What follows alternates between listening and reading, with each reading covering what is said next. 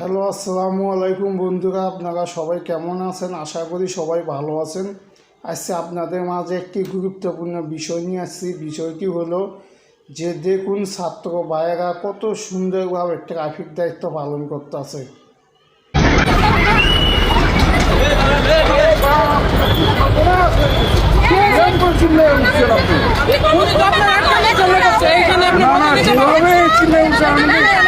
বিশাল বড় জিনিস হয়ে গেছে।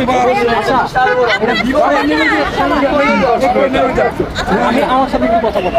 হেলমেট পরা কি বাংলাদেশের একটা রুলসের ভিতরে? আমি তো পড়ছি, কিন্তু আপনি ভুলবশত আমার ছেলেরে পড়াইনি। রুলসের ভিতরে কি আমার হেলমেটটা আমি তর্ক করবো না, অবশ্যই ভুল। আচ্ছা, কিন্তু আমি চিন্তা করছি ও যেভাবে চিল্লে উঠছে, আমি ভয় পেয়ে গেছি কিছু হয়েছে মনে হয়।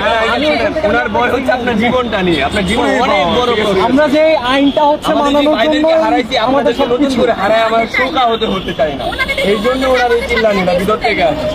জাহাঙ্গীর একটু সতর্ক হন, জীবনটা আর হারায়েন না। অনেক ভাইদেরকে হারাইছি আমার পরিচয় ছাড়া কাইপা উঠছে। আচ্ছা যাক, আমি মনে করছি কি আমার হুন্ডার মধ্যে মনে হয় পুরো কিছু না